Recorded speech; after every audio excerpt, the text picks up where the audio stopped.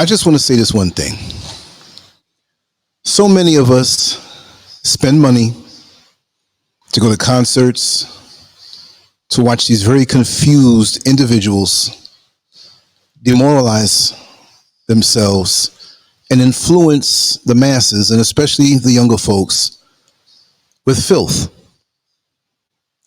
It's infested all over the internet, the schoolyards and the playgrounds, but yet they get all of the press and push to destroy the minds of our children, because that's the end goal.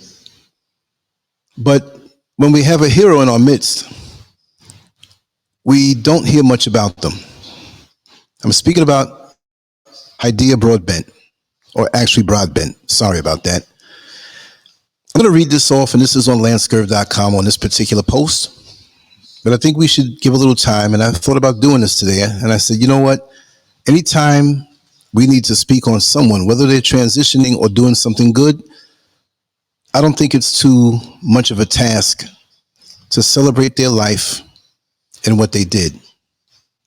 Broadbent was born in 1984 with an undiagnosed HIV situation. She was adopted at 10 months old by Lauren and Patricia Jones. Her adoptive parents found out she had HIV 3 years after her adoption. Not much had been known about Hadiya, as her birth mother had left her at a Las Vegas hospital. 3 years later, that hospital called Hadiya's adoptive parents when Hadiya's birth mother gave birth at the same hospital to another child and left him there. As both mother and child tested positive for HIV, the Broadbents tested Hadiya soon after, and she also tested positive for HIV. Her adoptive mother signed her up for a research trial to hopefully find a treatment that would work for Hadiya. Growing up, Hadiya regularly had brain and blood infections, pneumonia, and fungal infections in her brain. It was predicted that she would not survive childhood and would die at the age of 5. Despite all predictions, she survived. However, when she was 5, she developed AIDS. Broadbent began her activism at age 6 by speaking about living with HIV/AIDS. She initially got involved with speaking on the subject through Elizabeth Glazier, the late creator of the Elizabeth Glazier Pediatric AIDS Foundation. The two met while Hadiya was undergoing treatment at the National Institute of Health. Glazier asked Hadiya's mother to let Hadiya speak publicly about having HIV/AIDS, and she acquiesced. Hadiya went on to speak at many events, including AIDS benefit concerts, documentaries, college campus education events, and talk shows. She appeared on the Oprah Winfrey Show in 1996. Recently, she appeared on Oprah's Where Are They Now?, as she was one of the most requested guests to be revisited. She appeared on a Nickelodeon special along with Magic Johnson. 2 years after the special, she established the Hadiya L. Broadbent Foundation and received a Black Achievement Award from Jet magazine. She also appeared in Essence and on the Maury Povich Show, Good Morning America, and at the 1996 Republican National Convention. At the Republican National Convention, she famously stated, "I am the future and I have AIDS." In 2002, her family published a book entitled You Get Past the Tears, and the family appeared in 2004 on Extreme Home Makeover. As of 2014, Broadbent speaks on the behalf of the Magic Johnson Foundation and other AIDS activist organizations in order to educate people about HIV and AIDS, raise awareness, and fight discrimination against those living with HIV/AIDS. She also was involved in screening drives along with actress Jernee Smollett Bell. Broadbent has traveled extensively, both nationally and internationally, to speak to others. Broadbent took 3 antiviral, or let me correct that, antiretroviral pills a day, and the majority of her medical payments come out of pocket. According to her, HIV is not a death sentence, but it's a life sentence. You'll be taking pills forever, going to the doctor and fighting insurance forever. She hoped that by sharing her story, things will begin to change. Broadbent died February 20th, 2004, at the age of 39. I just thought that I'd want to share that. Those words I took from Wikipedia and kind of had to correct a few things over, but I just think that we take time to honor people who do something with their lives. Now, see, she was born this way.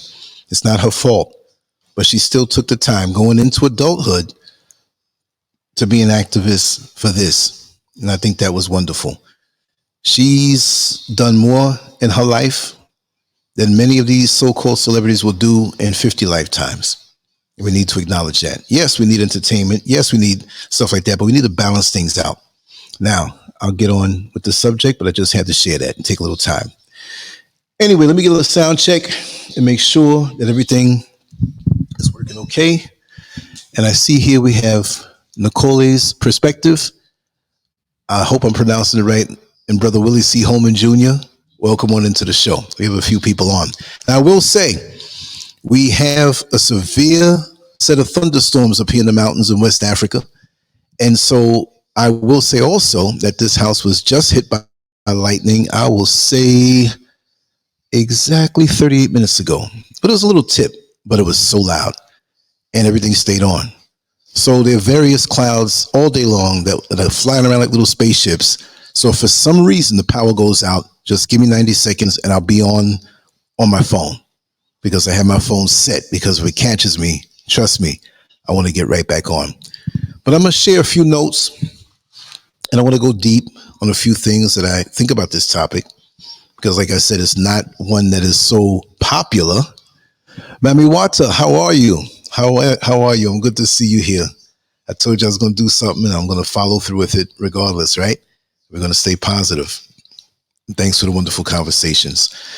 In today's fast-paced world, the concept of celibacy might seem archaic or challenging to grasp, but its benefits for personal growth and healing are profound. Today, we're going to delve into the transformative journey of celibacy, understanding its significance, setting boundaries, and embracing the healing process. Let's understand celibacy. Number 1, removing distractions.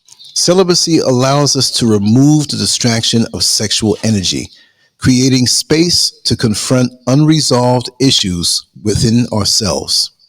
Number 2, reconnecting with self. By abstaining from sexual activity, we can redirect our focus inward, fostering self-awareness and introspection. 3, breaking patterns. Indulging in sexual activities can sometimes be a way of avoiding deeper issues. Celibacy offers a chance to break free from these patterns and confront underlying issues head on. Setting boundaries. Cutting ties. Number 1, establish boundaries with former partners and potential romantic interests to avoid temptation and maintain focus on personal growth. Number 2, self-discipline. Cultivate self-discipline to resist situations that may lead to temptation, ensuring a dedicated commitment to the celibacy journey. 3, avoiding escapes. Recognize the urge to seek solace in self-pleasure or masturbation as a means of escape, and commit to facing challenges directly. Benefits of celibacy. Number 1, regenerative practice. Celibacy serves as a regenerative practice, preserving and replenishing one's energy instead of depleting it through toxic relationships. Number 2, increased energy. Without the drain of sexual indulgence, individuals experience increased energy that can be channeled into self-improvement and healing. Now, I'm going to come back to that. Okay, I want to go into that a little further. Okay, when I said without the drain of sexual indulgence, let me just say it now. In a proper relationship, a loving relationship where both partners are committed to each other and they're joined, it's not a drain. It's an enhancement. I just want to make that correction there, but I'm still going to come back to that. Number 3, addressing unacknowledged issues. By abstaining from sexual distractions, one can confront and address unresolved issues that were previously ignored or masked. Approaching the celibacy healing process. Number 1, embrace solitude.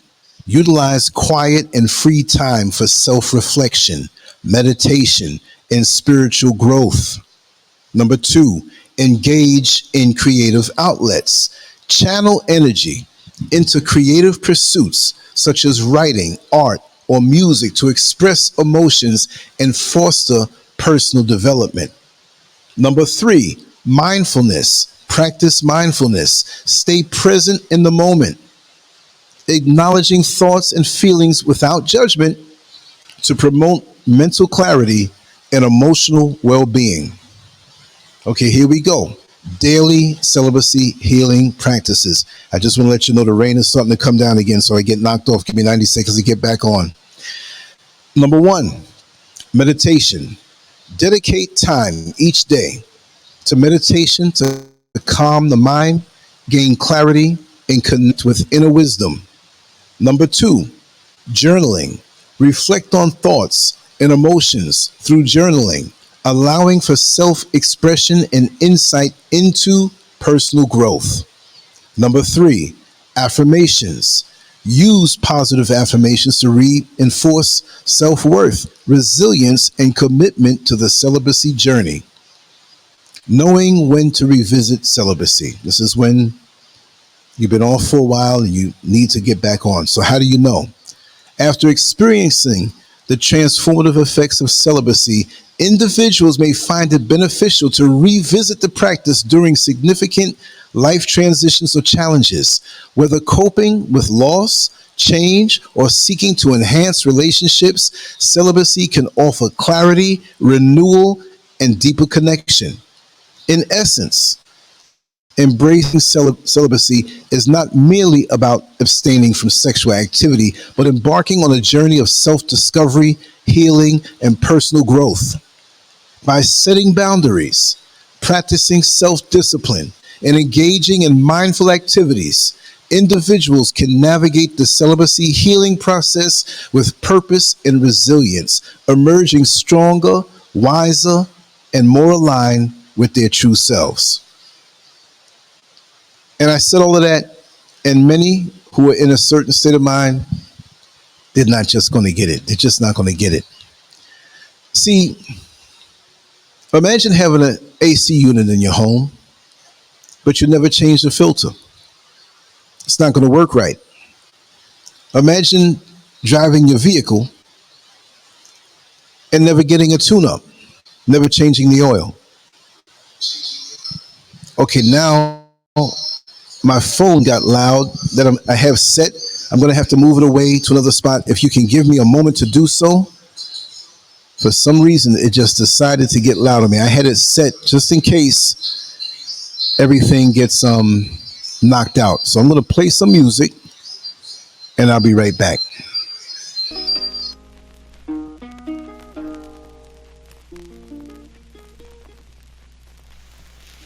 Why are we called Negroes? Why are we deaf, dumb, and blind? Why is everybody making progress, yet we seem to be lagging so far behind? Why are we mistreated? Why are we in this condition, stripped of our name, our language, our culture, our God, and our religion? Here in America, all of our religious training has been gotten by the preacher. He has told us of a heaven way up in the sky. Okay, I'm back. Let me get a sound check, make sure everything is good. Got to stay on top of the sound check. With all these electronics around me, you just don't know. But as I was saying before, we do everything for our vehicles. We do everything to upkeep our homes. You know, we might do a few things to check up on our bodies, but, you know, the sexual energies, it's very powerful. And I always say that sexuality is just one branch on the tree of life force. Life force is very powerful. So I imagine it this way. Life force is the whole tree. Imagine a huge tree with 50 branches on it. And on those 50 branches, there are even smaller branches shooting off of that. So you just couldn't even tell all of the branches and smaller branches. Well, life force is the trunk. Life force comes through the trunk from the ground and goes to all of the branches of the tree, keeping them strong. But there's one branch of the tree that has several smaller branches that is raw sexuality, pure sex force, which is based off of the power of life force. Because if you've ever noticed, if your life force is down, your sex drive is down. And this is an adult conversation that will not be lewd, but it will be an adult conversation. Okay? So when your life force is low, you notice that your drive, passion, desire for sexual contact goes down also. That's how we can tell we're really balanced and healthy. Not the chronic addiction type of drive, but a healthy, wholesome drive. And many people can't tell the difference between those. And you see, if you don't utilize that particular energy, which can help you to misdirect your life force, if you don't control it through celibacy, which doesn't mean you have to walk around 24 hours a day, 365 days a year celibate. But imagine never having a chance to digest your food and chew your food in your mouth before you swallow it. And as soon as you get a forkful of food in your mouth, here comes somebody else. Hey, take some more.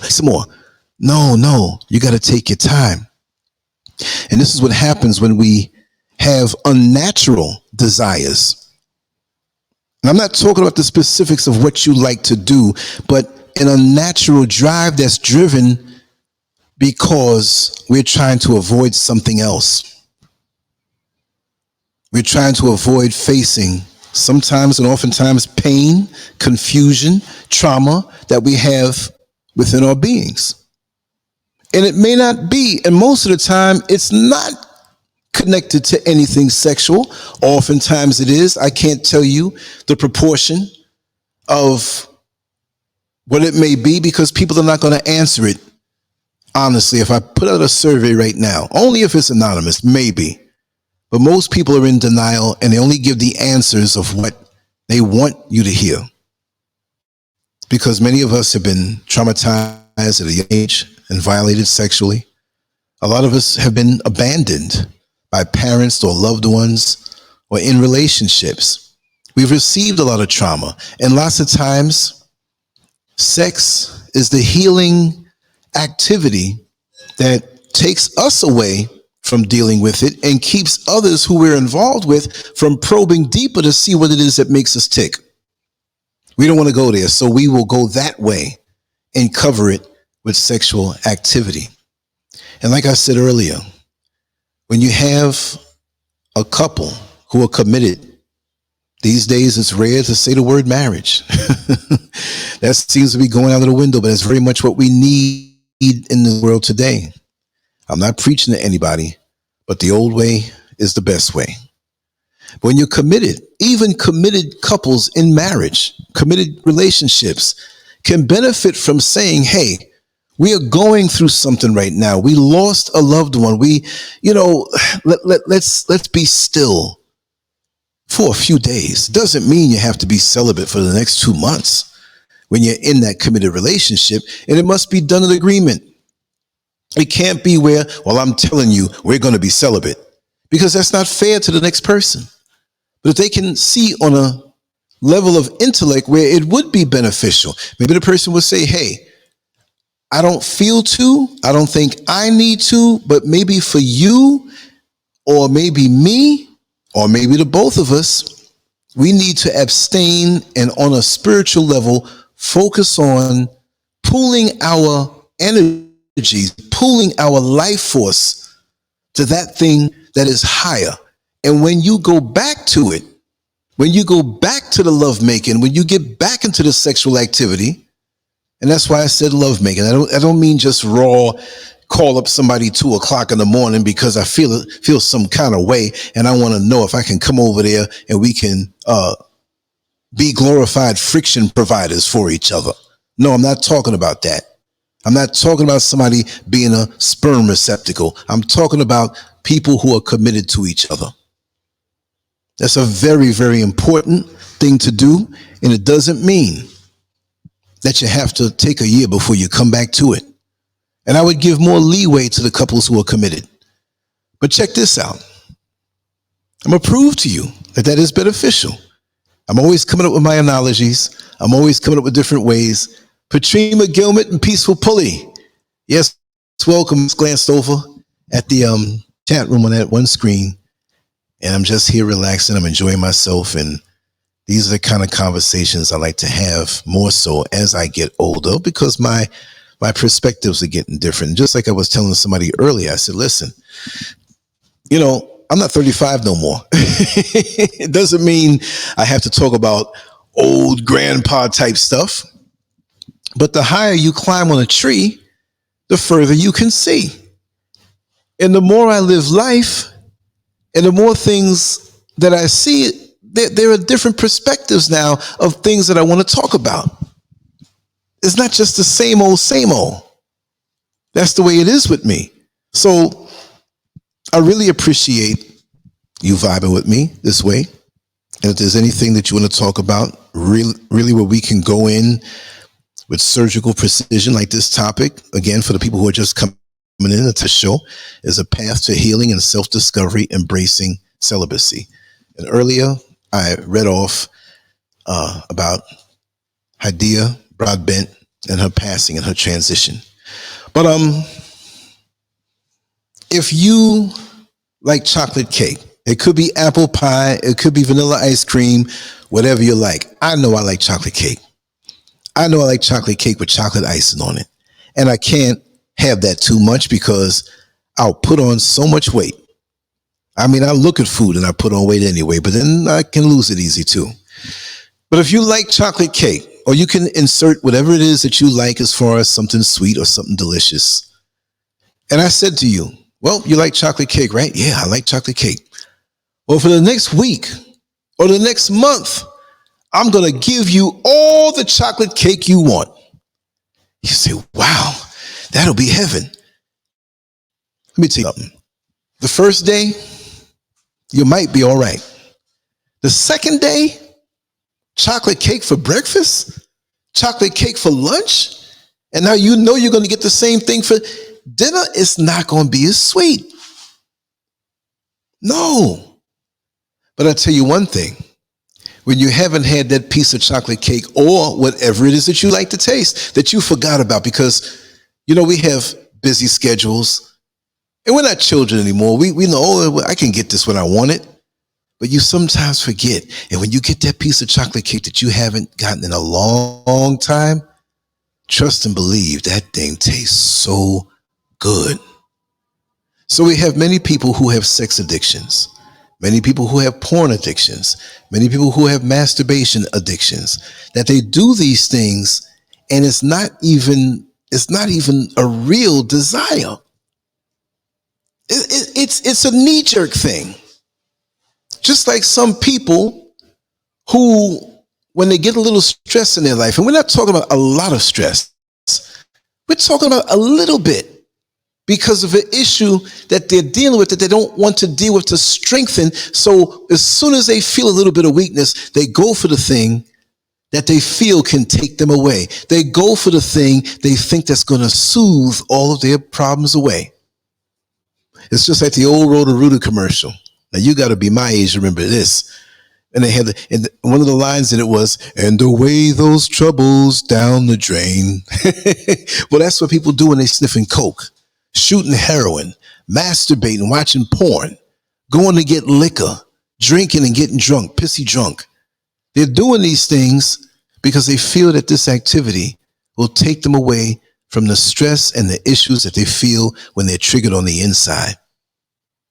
And so when you have someone to help facilitate you with your booty calls, right, and you're not in a committed relationship, well, you might be looking to get away from something.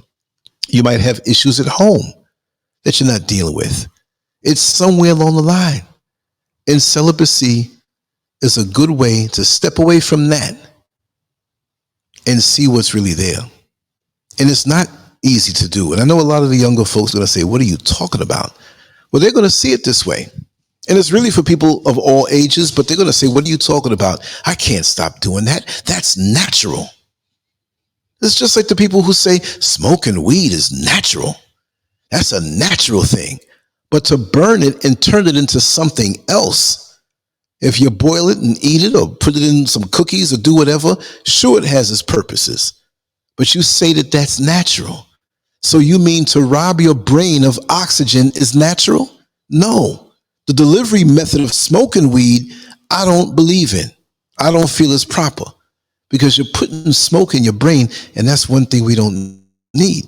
So when you're doing these things from a place of addiction, from a place of a knee-jerk reaction, to me, it's something that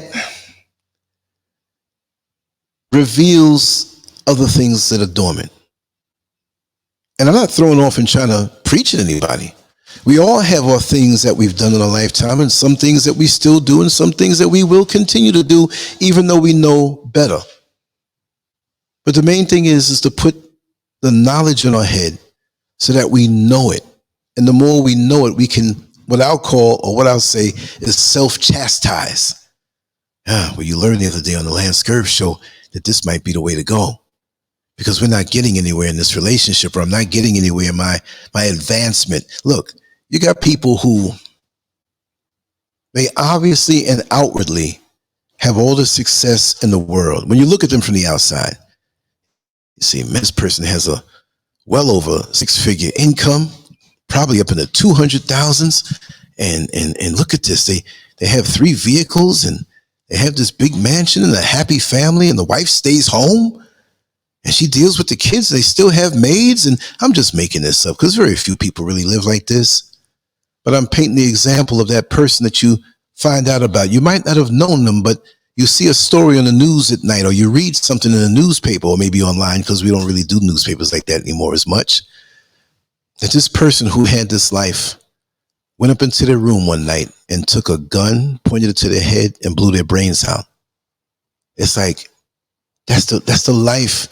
Not doing that, but most of us would love to have those material possessions. But then we quickly understand that material possessions don't always soothe or take away to remove the inner turmoil. And this is what it's all about. Because you see, even success could be an escape from inner turmoil. Outward success that people work so hard, bust their chops to achieve. And we say, wow, they're such a hard worker. That's to be commended. It may not be that they're such a hard worker. It may be that they're working hard to stay away from thinking about something that bothers them, that they can't get over, but they really can if they face it. You see what I mean? That part goes beyond celibacy. But what are the things that we can control, that we can redirect in our lives? Celibacy is one of them. If you look, some people on a religious level and on a non-religious level, what do? I'm going to fast. I'm going to fast. I'm going to only eat once a day after sundown, or whatever rules you'll say. Some people want to do it before they wake up. Some people want to eat a little bit, certain types of food. Of course, you can drink water. Of course, if you feel dizzy, for most people, you can drink certain types of juice to keep you from becoming lightheaded or dehydrated.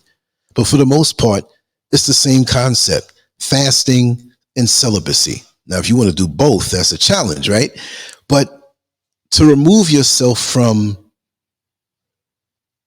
I wouldn't say carnal, because eating is necessary, and even the expression of sexuality, it's important. I'll say it that way. It is important when it's in a proper context. Now, some will say, Lance, as wild as you were when you were a youngster, yes, we all had our times, and I had mine too. That's why I have something to compare it to today. I don't want to be that Lance anymore. You know what I mean? And just like we spoke about Hydea Broadbent being born with HIV, you know, thank the Creator, I never recorded anything. But as opposed to running wild, and just think of people who are not in committed relationships, who are just dousing themselves with multiple partners, and every night there's just, I mean, it's just so casual.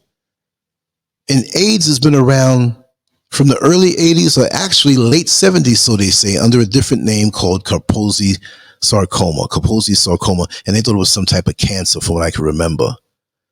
And I remember being in Greenwich Village, which had a high level or amount of homosexual men there. What are you doing there, Lance? Well, they had a lot of beautiful cafes, bookstores, a good nightlife, nightclubs and stuff. And it wasn't just a gay thing, but that was the unofficial place where gay men and lesbian women can move freely without being harassed or looked at.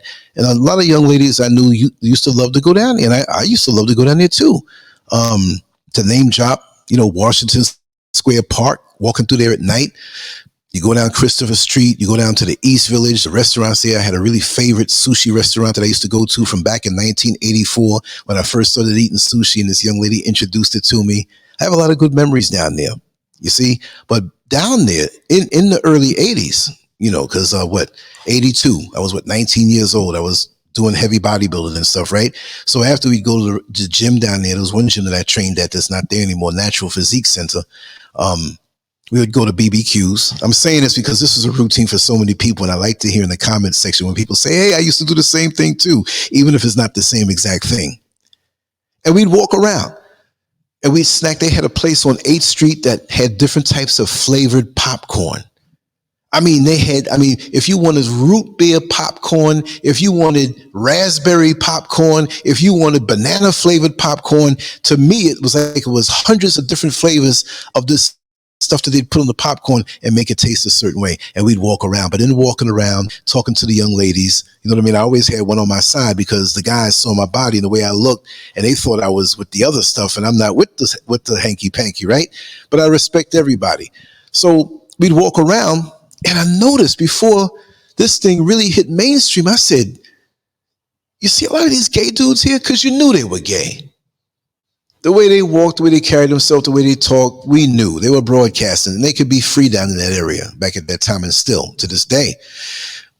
But the faces were so extremely sucked in, like a skull, like death. Bodies extremely skinny. And back then, from what I could remember, I can't say exactly the time period, but it was almost where when you found out that, you know, you had AIDS, full-blown AIDS, it was but a matter of weeks or months before you were gone. Weeks, months, because they didn't have the medications that they have today, right? So in that community, and I'm not going to bash one community, I'm just telling the facts because that's where the conversation is going, because in the heterosexual community, you had promiscuity also. So maybe, just maybe, when you use sex, whatever kind of sex you're into, as a crutch or an escape to get away from the other underlying issues that you have, that puts you in a more dangerous position, while the original issue never goes away. So if you can remove all sex, no matter what the relationship level, no matter what the situation is with you, where you find yourself in life, I think it's a very much healing thing. Just the way fasting has its spiritual benefits, it also has its physical benefits, because at least you get a chance to rest the digestive system. At least you get a chance to rest, when you go celibate, the reproductive system. But see, it's not just about the reproductive system, because many of us abuse that in the name of some other kinkiness. And it's not that we're thinking about, well, we're going to have a child or we're going to procreate right now. It's a beautiful thing. That's the last thing on most people's minds. Especially, I have to say it, in the homosexual community. They don't think about no procreation because they can't procreate. Now, don't call it hate speech. That's just the way it is. So we've taken something wholesome and twisted it around for our own pleasure, as there is an element of pleasure to sexuality. But it's a fasting of a different type. And like I always said before, maybe you haven't thought about it this way. I couldn't tell you every system of the body off the top of my head. We have the skeletal system. We have the digestive system. We have the nervous system. We have all of these systems in our body, right?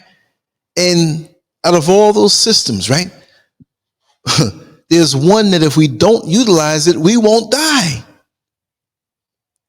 All the other systems of the body, we need it every second of every day that we live. But the reproductive system is one that if we don't utilize, we won't die. But in this world, many of us will go crazy, because there are other elements too, and it's not just the reproductive system.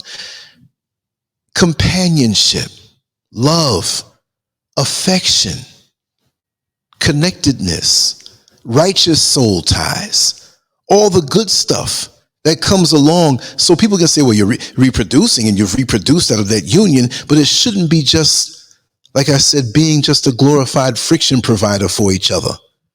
You see what I mean? It should be something more than that. But we're titillated all day long. We're titillated with images on social media, and the younger kids can't control themselves. Come on now. I remember when I was much younger, the wind blows and I'm ready, like a batter at home plate, ready to hit the ball out the park, if you know what I mean. Brother Deon White, welcome on in. I see you on Facebook. We're over here on YouTube. I'll flash your imagery across the screen. I'm sorry to call you Robert. Robin England. Everybody else is in. I'm glad to see you. We're on Instagram. There's so many over there. That screen is across the room, so I can't really see it. But we have found our way off course. And we're not going to miss anything. You know, when you're a child, or when you're, say, a teenager, and a bunch of your friends are getting ready to go out somewhere, but you have something at home to do, and you can't leave that house until you get it done. And you want to go so bad, and you're so angry that you can't make it. Well, next week comes along, all of the businesses at home, your chores and everything, you're a youngster, is taken care of, and you're free to go. You forgot about what happened last week when you couldn't go. So what I mean is that you don't have to chase anything down, especially for those younger folks who feel that, you know, this thing feels so good and it's new and I got to run it down. It will be there. It will be there when you're older. Just make sure to take care of yourself. But again, there's other elements to sexuality and other elements to us being balanced, because that's the bottom line at the end of the day. It's about us being in balance. Are you really in balance?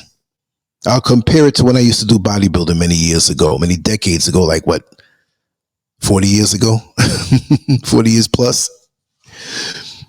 You knew that you were in a state of balance in your training, meaning your rest, your nutrition, and your training, when you had great enthusiasm to go to that gym. Oh, I can't wait to get to the gym. Today I train legs. I feel so mighty. I feel so strong.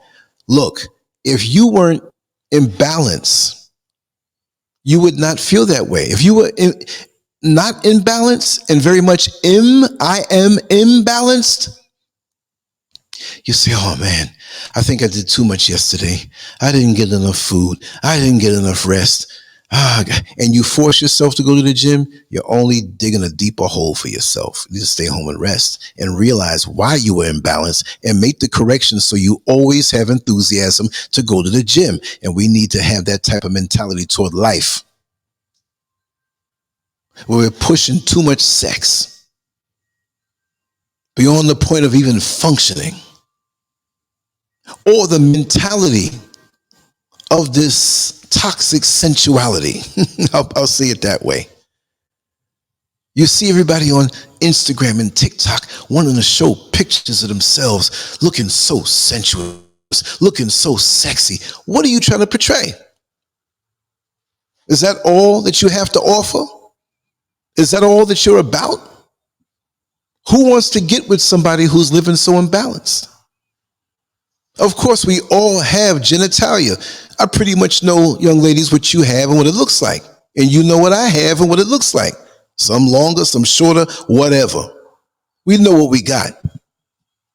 Why isn't it that we can't come together, join forces as males and females, and it doesn't have to be just about that? We have real needs in our heart.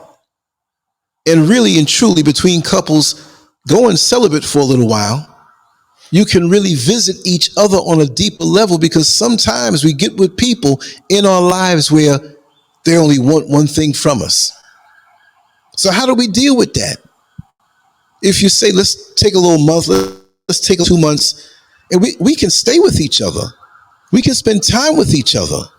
But let's just refrain from having sexual intercourse or anything that results in having an orgasm.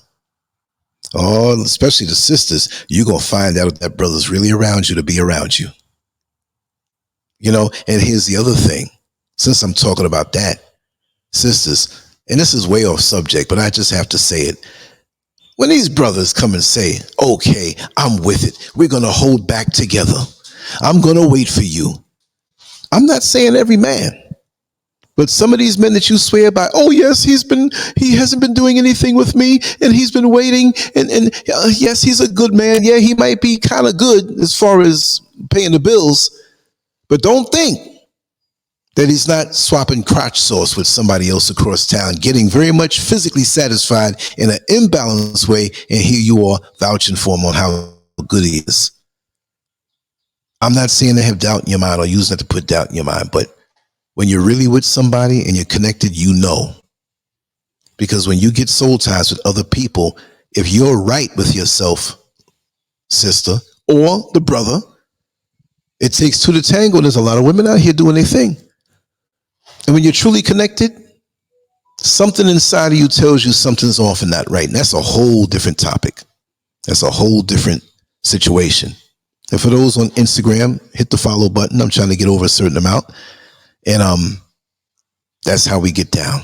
We tell the truth here. We stay honest. And Kim Williams, welcome. Thank you so much for your kind word. Yes, it's something that needs to be explored. And I see Golden Gold here, as well as Deanna White, and I acknowledged you earlier. But yeah, these are the things that many people don't want to talk about because, like I said, pleasure and pain, two of the highly motivational forces in the planet on this dimension. We want the pleasure, but we don't want the pain. And it doesn't mean the pain where somebody's sticking a knife in you or taking a baseball bat and trying to hit you in the head with it, but the pain of sacrifice. See, this is the whole thing about sexuality. See, when you're committed and you indulge, oh my God, it's so good. But when you're really committed, and we know, I don't have to go into the details of what happens between a man and a woman, right? But then after that, a couple more months coming down the line, usually to the tune of 9 months, you have something coming along where you have to have, and it's not a pain of sacrifice, but it could be if you're not in it to sacrifice. And see, the overall, you see, construction is not easy. You have the planning phases. You have time when you get the materials together, and then you have the projection of, we're going to get these workers together, we're going to build this building. That's the tough part. We can visualize it, but the tough part is actually getting there. So it's easy to come on in. You know what would have been better? I'm not trying to question the creator. I say creator, I may say God. I don't mean it in the European sense. I'm just saying God, creator, the system, the universe. Something made us. Something made us. And if we are somebody, it's a somebody on a bigger level to put this thing into motion. All the fruits that are there that we can eat, and the wood and the sand, and we can make concrete and make structures and utilize electricity. We just have to get up off our behind and make it happen. What if with sexuality, the pleasure came after the sacrifice? What if we were burning for that sensation, but we had to raise our children for a couple years before we can get that sensation? Right? Sexuality is like a credit card. You get it all free up front, and you got to pay later. What happens if it was the other way around? I always say, and I don't really detail what I mean exactly, but you have to earn that pleasure. You have to prove yourself worthy. And we have a lot of women out here who are giving away their pleasure for the bills, money. We're all screwed up in so many different ways. I'm not saying you who are here in the chat room, but a lot of us are messed up when it comes to this thing called sexuality. And we need to back up from the bad boy, get a tune up, and straighten ourselves up so we know how to approach it properly. Because we're losing ourselves. Half of us don't even know ourselves. So many of us, and I'm not saying this about the sisters in an accusatory type way, but in this society, you got great power when it comes to the sexual energies. You know how easy and gullible most men can be. And men, don't call me no simp, because I ain't a simp. I'm just telling it like it is. You get a sexy, gorgeous, beautiful, well-shaped woman who seems to have it going on in the world. She flirts with you. It stops you dead in your tracks. And most of us will turn into Bozo the Clown and listen to everything she says and do what she says and get so intoxicated. You have a lot of power that way. But do you really know yourself? And fellas, do you really know yourself? To get so caught up. And we're blasted with these images and we can't make up our mind, and it becomes a thing of just surface sex, lust. Our brains are bombarded with images we can flip through. Instagram, Facebook, TikTok. We see this one and we send it to our friend. Oh man, look at her backside. Oh, and the next day it's another one. Oh my God, I would love to. And what are you doing with your life? Your mind is taken away. It's a drug now. But people say, well, it's natural. Yes, it's natural. Weed is natural. But you smoke it and you deprive your mind and your brain of oxygen. I'm not trying to preach to anybody here. But they say that what? Satan comes in a straight path? You be the best person in the world and you like to eat and you make yourself obese and take yourself out of this life because of your lust to eat, because of some other underlying problem. And here you are, third time for the day, going to KFC, drinking whole Cokes. Listen, I hope the brother's alive, but it's a guy I used to work with many decades ago. And he would come in the morning. Now, mind you, in the morning, this is a metropolitan area where things were always available 24/7. It wasn't like some small town. He would come in with a bucket of chicken for lunch. A bucket. And a 3-liter, big 3-liter soda to drink at lunch. But he would have a whole pizza and a 3-liter, I think it was a Coke he'd have for breakfast. Then the whole bucket at lunch. And after that work was over, he was on his way out to go to another fast food restaurant of choice, usually an all-you-can-eat joint. Now, this guy used to be able to dance and go to the clubs and dance. He was known for being a good dancer. I didn't know him back then, but the people would talk about him. He wasn't a bad guy, but they would always talk about him. It got to the point where he could hardly walk 5 steps without stopping to catch his breath. And then he did the gastric bypass situation, and it looked like it was working for a while, but the underlying issues were not dealt with. They were still there. So guess what? They took out part of his intestines, his guts, to have less to digest that food. And he blew up again. Just as bad. So many of us think that even with, and I'm all over the place right now. I said what I had to say in the beginning of the show. If you missed it, go back to the beginning. And remember to always hit LANCESCURV.com. That's where everything is. All the writing, everything, the art, and everything. This is just a taste. Because YouTube might knock me off one day or Instagram might knock me off one day. I have my own platform. So make sure to go there. There's so much more going on over there other than YouTube videos. I create and upload different things daily. I just create as much as I can. I have so many things coming up. And I didn't do anything yesterday, and I have to tell you why. I had a problem with my internet. Everything is uploading slowly. The live streams is no problem unless there's a power outage or glitch. But Mr. Politico and I did a really nice program. He is the one who did the majority of talking, of course. I introduced him, and I was in the middle a little bit. But it was phenomenal. And it's uploading, it's at 71%, but for some reason, it's so slow. And I was going to have it up yesterday and do something else, and I knocked out. So this was from yesterday. But when it comes up later on, I don't know exactly what time, because it'll be a couple of hours, but I'm going to stay up until it's up. But it was a phenomenal show, because I usually do not like to miss days, and somebody's ringing my phone, and I can't pick it up. They're going to have to just ring it. I know there's a couple of phone calls that I was supposed to take. Well, that's across the room, so it's going to have to just sit there. Anyway, and I see that I was knocked off from the stream on the phone. You know what? This just might continue to ring like forever. So let me just go ahead and mute the bad boy and come over here across the room. Hold tight. I'm going to have to answer this. Brother, how are you? Oh, he hung up? Yeah, he hung up. I'm going to have to call him back. It's a very important phone call. I promised him I'll be ready. I didn't know that he was going to call at this particular time. And I know he's very, very much a stickler. So I'm going to have to call him back. Hello, sir. Yes, my brother. I'm in the middle of a live stream right now, and I will call you back shortly. Yeah, that's what I You thought? what I thought. Okay. No problem. I'll call you back. Okay, I'll talk to you. Thank you. Thank you so much. No need to hit the mute button and be fancy. You all heard it. I'll call him back after. But I had it hooked up to the stream, but that call knocked it out. So I think we're pretty much over the hump, because the weather seems to be pretty much all right. But again, if I get knocked off, give me 90 seconds and I'll be back on through my phone.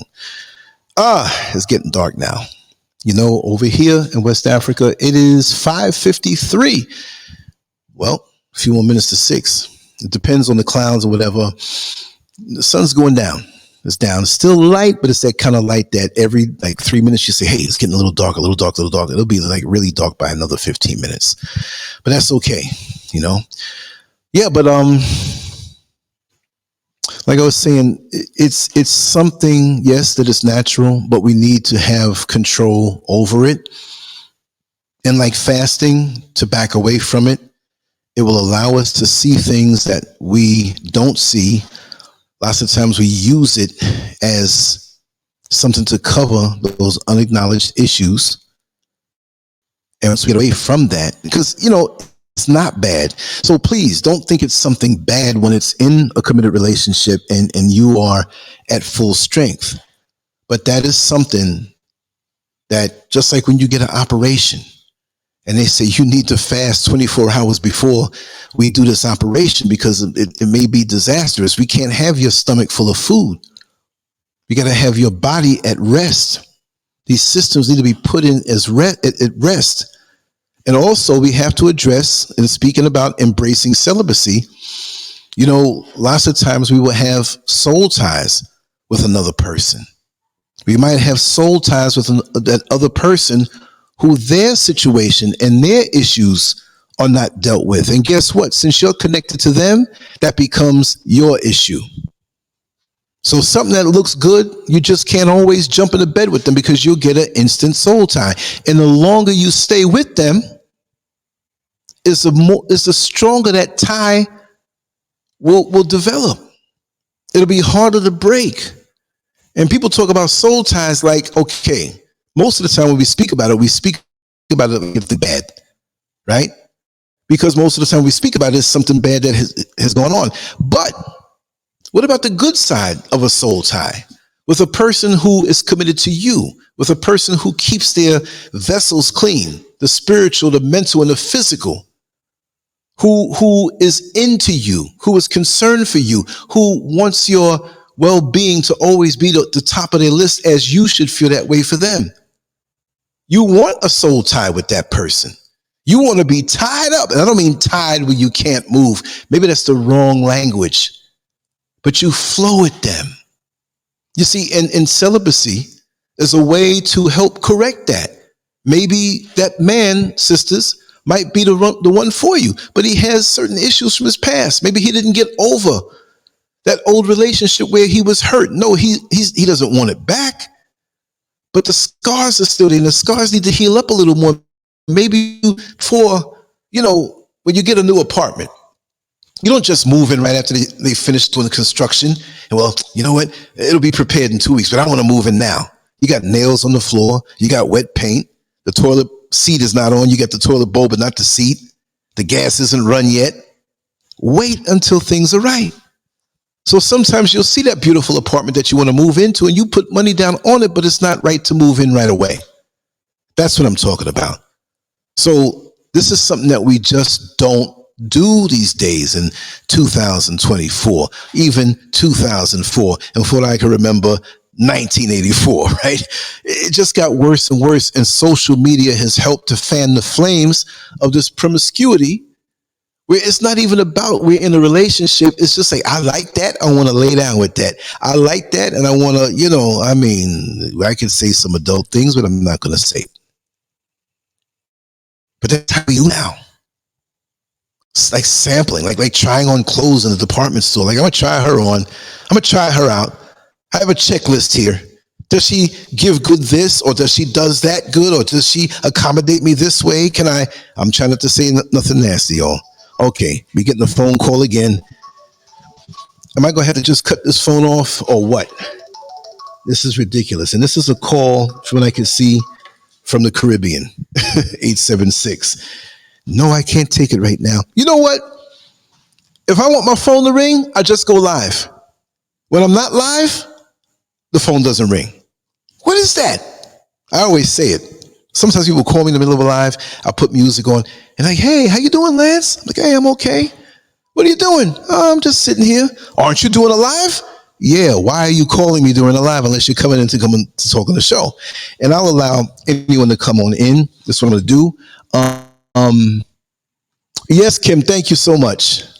Thank you. Oh, wow. This is wonderful. Let me, if anybody wants to come in and say something on the stream right now to kind of immortalize it with their presence, I'm going to drop the link, and it's okay to come on in.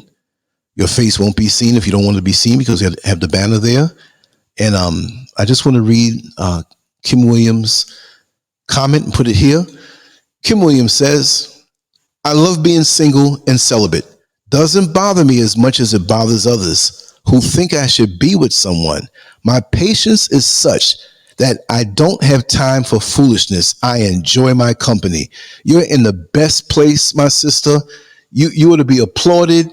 I was going to upload the applause sound here, but hey, I'll just clap my hands right here. We need more sisters like you. We need more sisters like you. And I'm going to tell you, you are extracting more life out of life for yourself, and you're getting to know yourself. You know yourself, and like you said, you don't have time for the foolishness, because in this lifetime, because of this thing called sex and how powerful it can be and how engaging it can be, it's nothing bad. But who wants to make the leap to find out that they have a life now of chaos and confusion and toxicity that didn't belong to them? How many times we as adults turn around and say, you know what? My life was better off without this person.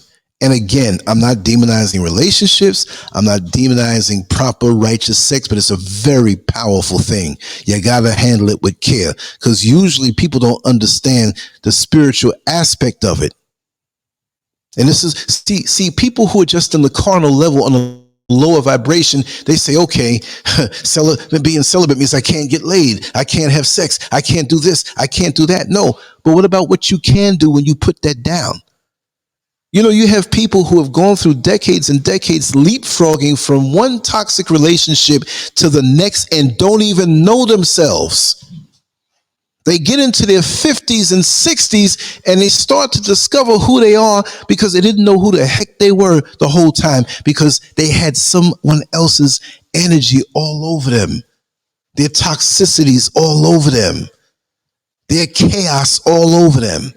But they held on because the sex was good. Really and truly? Wow. But I commend you, Kim Williams. I commend you. Let me read this other comment from Robin England. Experiencing celibacy has been joyful and painful. A very long time to truly appreciate this experience as a learning and overstanding me, necessary to finding my true purpose in all areas of life. You see that? You see that? This is wonderful that we're having so many people speak on this, because I don't think everybody's going to get on here. No, it's a bad thing. But they're going to listen and wonder it and say, hey, this is what they're talking about? Maybe I need to investigate a little more. You see what I mean? And I'm going to look over here by Instagram at the Soul Writer. She says, I think it's okay. Yeah, you're a she. I'm looking at it, but the avatar is so small in this other computer, so correct me if I'm wrong. I've been celibate for over 4 years. Not my first time either. It's such a powerful decision. I feel good mentally, spiritually, and physically. It has also expanded my spiritual discernment. Yes, that's another benefit. That's another benefit. The gift of discernment, which I feel we all have, but we don't cultivate it. We don't expand it. And see, this is why it's important to what you said. It has also expanded my spiritual discernment.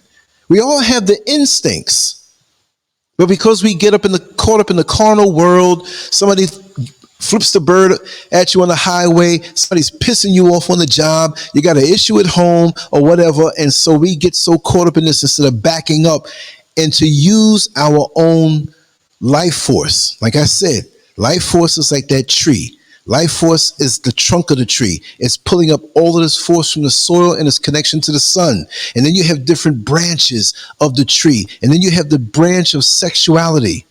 It's a beautiful branch.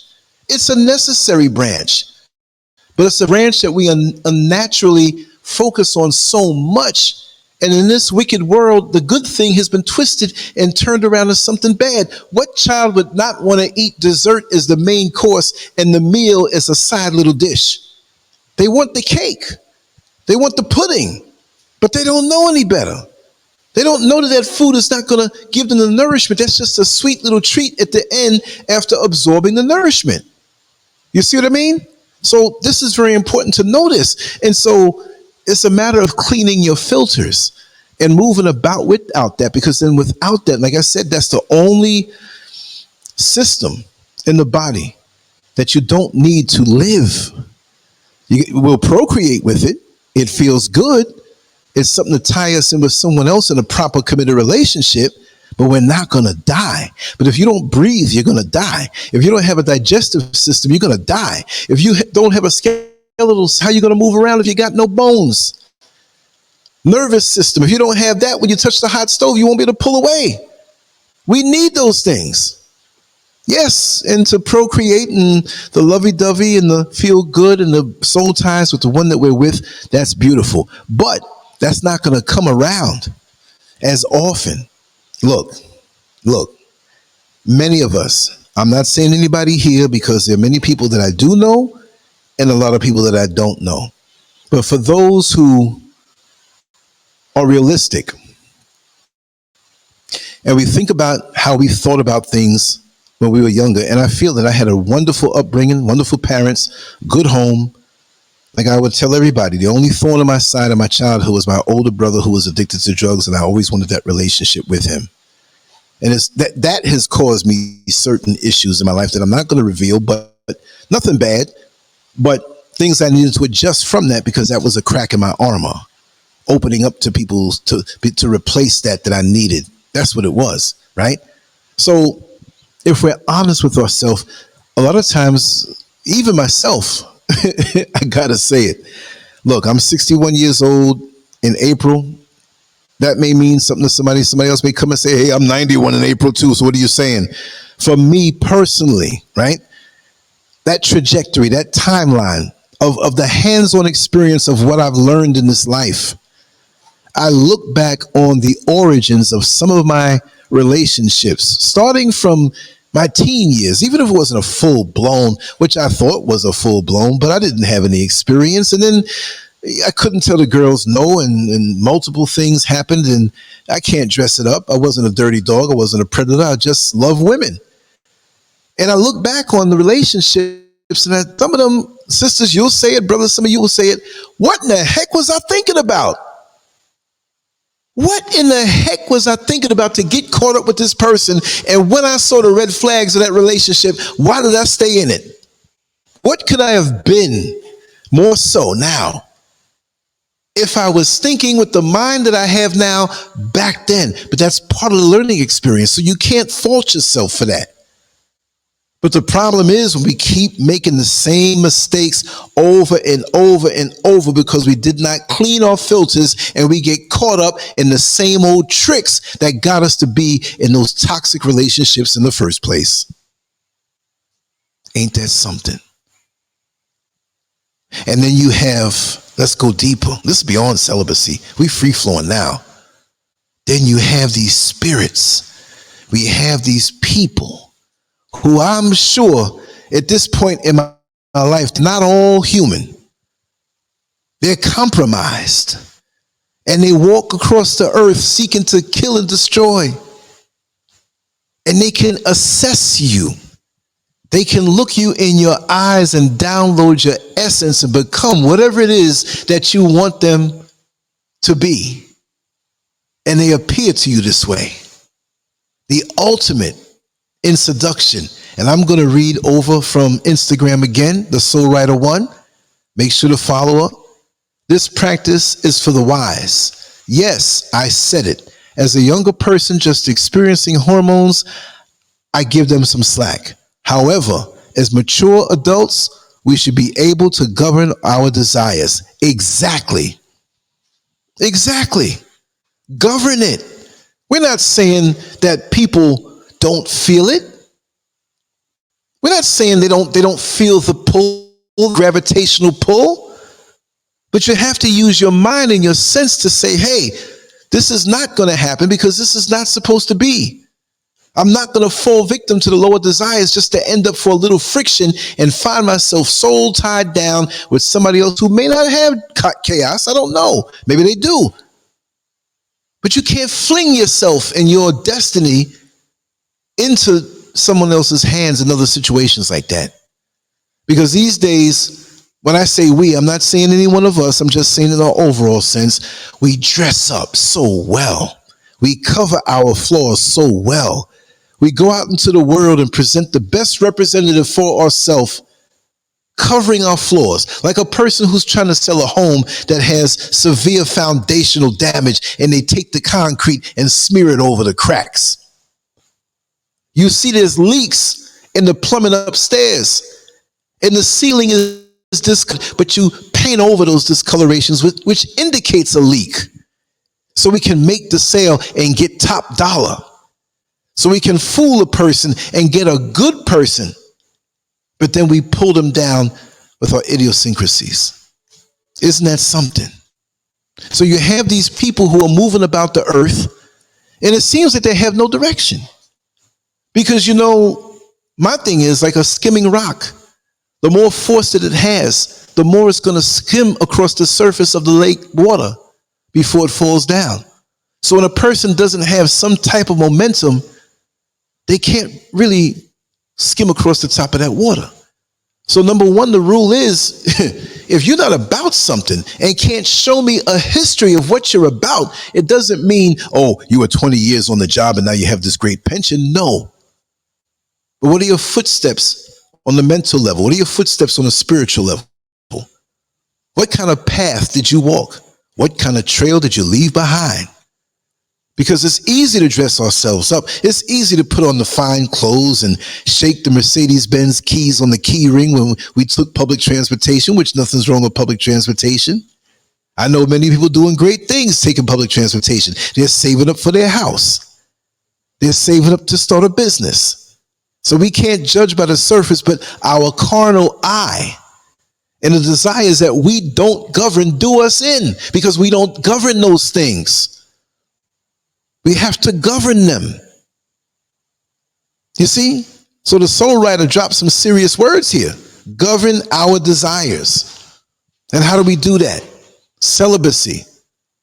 Do you go every time you get paid and go down to the shopping mall and spend all of your money and have no money left in your account? How foolish that would be. You have to govern that thing to want to purchase something, which always to want to shop on unnecessary things lets you know that there's an underlying problem, an underlying issue. You see, so it's not just sex. You may have to stay away from the shopping malls until you figure out why you want to shop all the time. Maybe you were raised up in a household where you had many brothers and sisters and not too many clothes. And now you want to be the person wearing the newest stuff, which, you know, we all heal in different ways. I can't tell you how to heal. But just question yourself. Why do I do the things that I do? Why am I kind of feeling imbalanced? Because when you can control yourself and you can govern yourself properly in your desires and the lower desires, which I'm not saying that sexuality is a bad thing, but we abuse it. And so this is why embracing celibacy is very important, because that's one of the strongest ones. Everybody out here walking around normal, get ready to go to work, walking through the street. You'd be surprised how many people lusted after you today. You'd be surprised on maybe how many people you've lusted after. I'm just being funny, y'all. I'm not saying anybody here. But we're volatile. We're ready to explode. Things can happen. And we got to control that within ourselves first, so we don't have disasters. Let me tell you something. I'm going to tell you a funny little story. I don't want to reveal who it was, but there was a household close to me. And the father was kind of a jackleg, bootleg preacher. And the mother was, you know, in the whole thing too. And there were a lot of brothers and sisters that were grown in that house. And one night, and this was on a Saturday night before the service on Sunday, they didn't have a church. Sometimes they did have an external little storefront church, and lots of times they did it from their home. Well, the house caught fire. And if there were 8 brothers and sisters in the house, there were 8 people leaving up out of that house, even though the parents lived there. We couldn't believe. And the house caught fire. It was one side that caught fire, but of course everybody's going to leave. They're going to say, well, it was only on that part. I'm not going to stay right here. We couldn't believe the amount of people that were up in there doing their thing in this particular house that was deemed to be holy in a partial church. We saw the ice cream man. We saw the mailman. We saw the lady that had the cake shop around the corner up on the main road. And there was a midget that came out who had a limp. I'm like, what sister was he messing around with up in there? So you never know. See, we work hard to appear normal to people. And what's normal? There is no normal. Number one, there is no normal. That's me saying. That's my opinion. There is no normal. That's the average and sum total of everything that's out there. But there is no normal. But we know what normal is at 9 to 5 or whatever your 9 to 5 may be. What's expected. And we know how to morph into that. And we get shocked when we see what is not normal, but we're walking around with conflicting desires and conflicting thoughts, and everything that is in nature and creation is the product of a thought. You see the flagpole outside, you see the tires on your car, You see the way that they made the toothbrush, they thought about that and had to put that out there first, and sometimes failed at what they tried to make. So when your life is in chaos and you find yourself in a certain place time and time again, you thought about that and you rolled the dice and you had to gamble. Well, this lady, she's highly fertile, but I like the way she looks, and I'm going to try to get with this one time. Roll the dice. 9 months later, remember that night? You ain't talked to me since, but I'm pregnant. See? You rolled the dice. When you embrace celibacy, you control the urge to roll the dice for whatever reason. For whatever reason. And we all have reasons we can explain, but we know at the end of the day, we could have done better. The more control you have over yourself and your lower desires, which in this hit or miss type of thing, we're all amped up. It's like late at night, you're falling asleep with the TV on, you see KFC commercials, Papa John pizza commercial, all you can eat restaurants and coupon specials and all this stuff, and you wonder why you wake up singing the jingle to a fast food joint and find yourself in there buying something. Huh? Because of what's in our mind. If we can control ourselves, I'm going to tell you one thing, we would have a fuller life. We'd enjoy ourselves, just like our sister here, the Soul Writer One on Instagram, and our sister here, Kim Williams, right? Robin England, and all the other sisters here who are, some are in relationships that are righteous. That's good. But if you can't control yourself by yourself, how are you going to control yourself in a relationship? I don't mean you have to abstain from that kind of contact, but you will have rocky roads as that building, the foundation of that building, of that relationship settles. There's a settling that takes place. And if you're not settled within yourself, how are you going to be settled with somebody else? If you don't enjoy your company, like Kim Williams and Sister Soul Writer One, if you don't enjoy yourself, how are you going to be good for somebody else? You got to be good for yourself. You got to be able to be by yourself and not, I'm so lonely. I'm so this. What are you running away from? Yeah, and we're made to be social beings. But we're made to be social beings when we're right with ourselves. You see? We can't present a toxic version of ourselves and expect it to work. So many of the brothers, I make good money, man. I'm hanging down to my niece, so they ain't done much like me. So yeah, I know she gonna love me. But then you're emotionally abusive. You don't know how to nurture your woman. You don't know how to encourage her. You don't know how to appreciate her outside of her backside and her boobies and her vagina.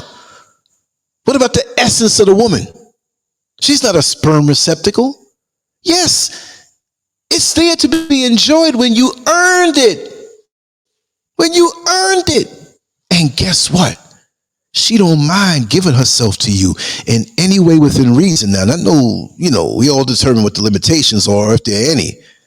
But when you do your woman right in all the categories, she's going to make sure it's in her essence to please you and pleasure you like you should be doing her when she does you right as a man. And it makes it better. And when you come out of knowing who you are and abstaining, and you take your time and go through the steps, each step is bliss. Each step is bliss. I can tell you from personal experience many decades ago when I was a much younger man, how it's really adult. I want to say it a certain way. I'm going to say it the between the lines way because we don't know who's listening to this and who will replay this, right? There were times when I had access to multiple, I don't want to say energies because they were women and they knew, and it was okay by them. I was always very honest that way. Most of the time, 85% of the time. And it got to a point where I couldn't even feel what they were doing to me. Now, you know what it was when I said what they were doing to me. Because it was just too much. It was too much of a blur. My life force was being drained, giving it to this one and giving it to that one. So while some of my carnal friends, because I had friends on all levels, and the ones on a higher vibration, even though I was a much younger man, I didn't talk with them about those things. But the ones who are carnal and on a lower vibration, man, you getting over, you got the life. But I quickly realized that I didn't. Because that's how nature is. And most men don't know that. Say, for example, you have 100% of your life force. I'm telling you something from experience. You got 100% of your life force, and you got 4 women who are willing to be a part of your life where they might be busy, and they say, I don't care, just don't bring me any diseases, whatever. I'm a good woman, I'm too busy for this, I don't want a relationship, and we can do this thing physical. Yeah, I know who you're messing with, so and so. It's like that sometimes, y'all. And because of my appearance, the way I kept myself, and I was a gentleman, whatever, opportunities never were dried up. But I never enjoyed myself the way I thought I would on that level as a young man. Just finished being a boy. And I've realized that you can't trick nature. You can't trick nature. So hold yourself back. Be more selective. Get to know yourself. Stop running around like that. Get to know yourself where you know what you like. I'm not talking about like on an intimate level. I'm talking about like as far as the woman's energy. This is why it's called dating. I know I'm way off of celibacy. I just have to say these things to support that. You don't date to go to bed with the person. Let's get that straight. You date to feel out the energy of a person so you can know what it is that you like or don't like in that member of the opposite sex. You can date 10 people. It doesn't mean you're a whore. You just dated them. You just spent time with them. You saw how the man you dated was rude to the waitress because he didn't want to tip. You said, this guy is he's so rude. He has no upbringing. I don't like that in a man. I'm saying for the sisters, don't clip that part out and try to make it seem like I'm some rainbow dude. You see what I mean? Okay, yes, I have a question here on, and welcome Michael Ferguson, Rose Bailey.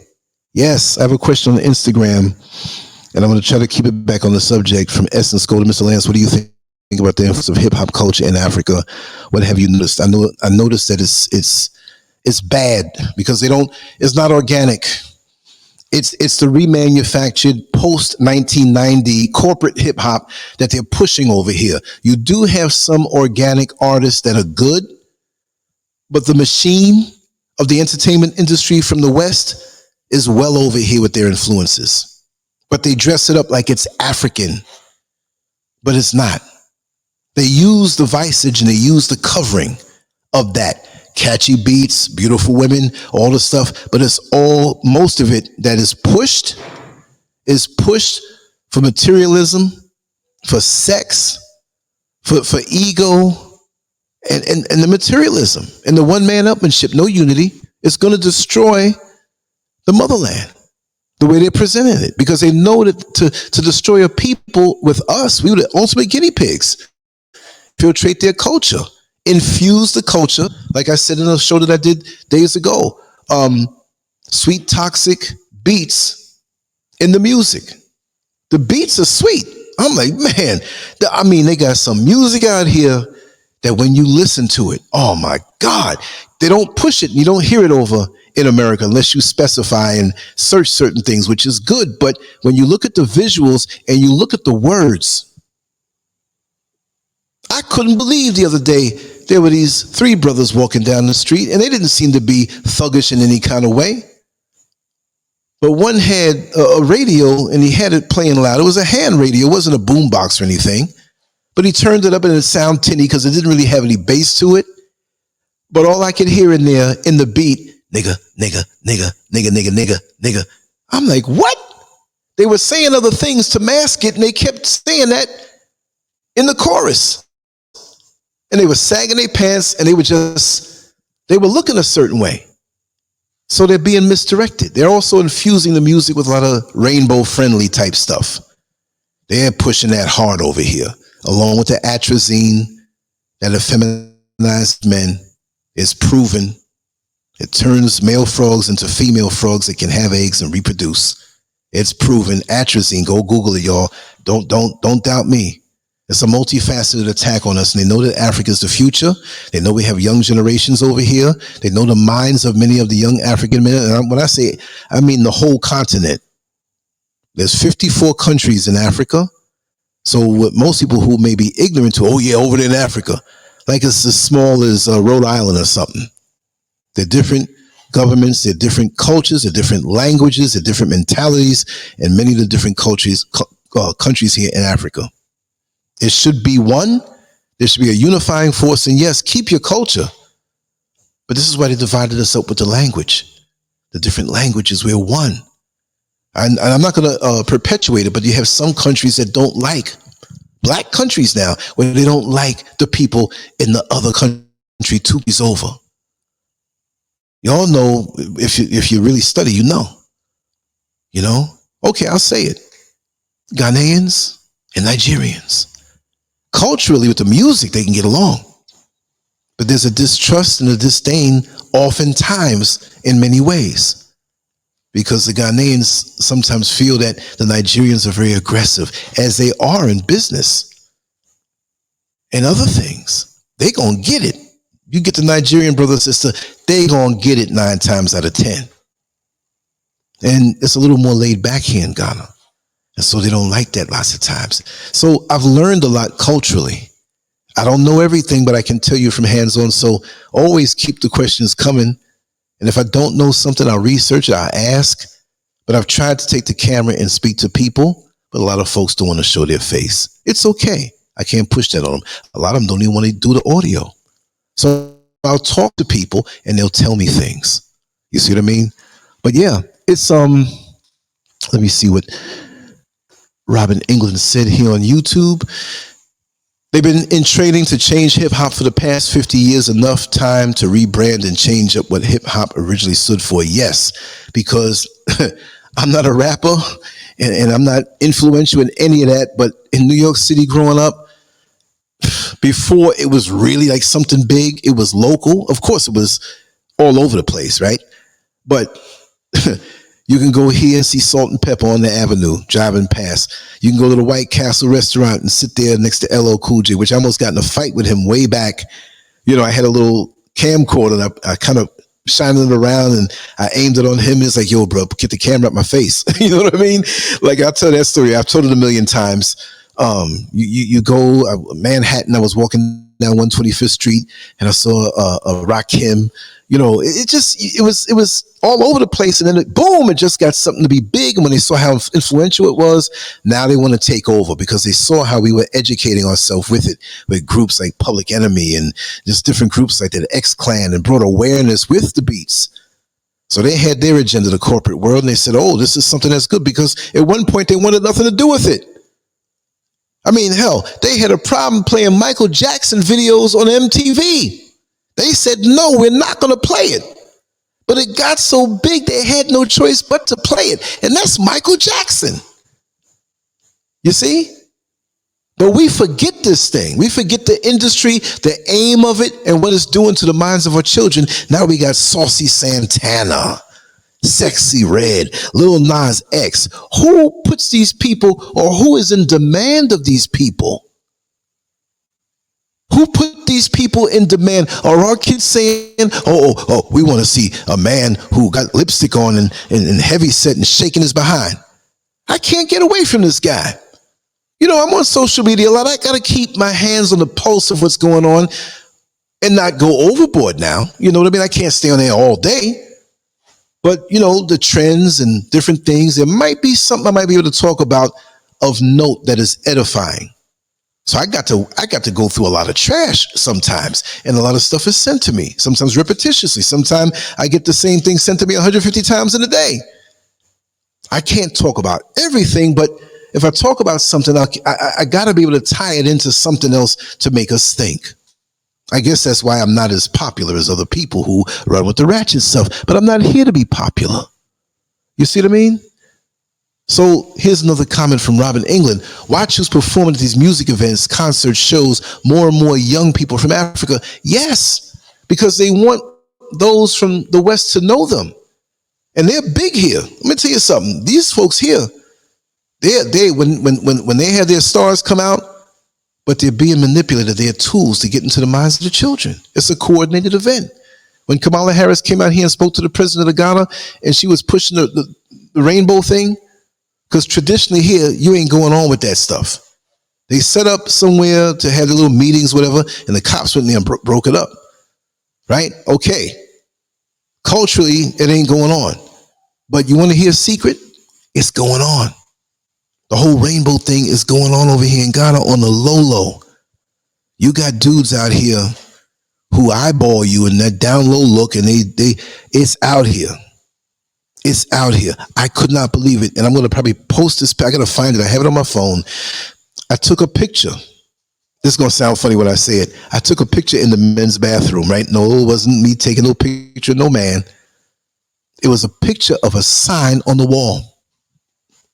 Do not urinate on the seats. Do not this, and no sex allowed. So they had an attendant, which was really a watered down security guard standing by the sinks. He didn't have a uniform on. He was there. And I was like, brother, you work here? And he said, yes. He says, I'm here. I'm here to help out whoever needs help. You know, if the soap dispenser breaks or, something, or we need to call the plumber, I'll get them. The paper runs out.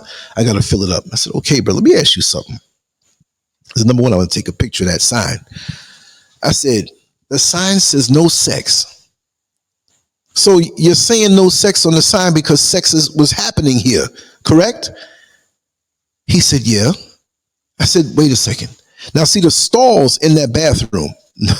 I wish I could show you all, but I'm not going to. I look kind of queer, videotaping. It's not like in the West. This is not every restroom, but in this particular one at the Accra Mall, y'all, Google it. You'll see how nice it is. The doors don't have no little cracks in between where the doors don't touch and somebody can push their eye and look at you. They got a little metal piece that overlaps and it goes all the way down to the ground, all the way up the door, and it's sealed. It locks with a real heavy duty lock.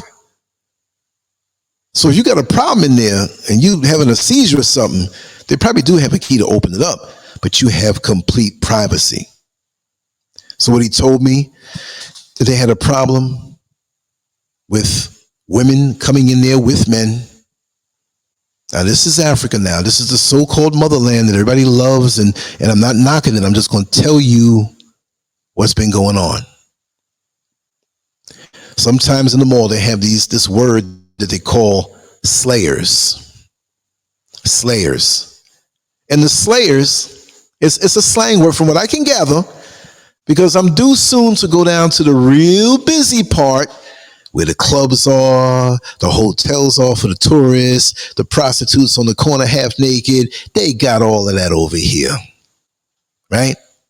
But the slayers is a term of a woman who is looking to get paid or get some type of advantage because she keeps herself a certain way. She's dressed a little bit too provocative for the mall. And her eyes are searching for those who look at her charms in a certain way.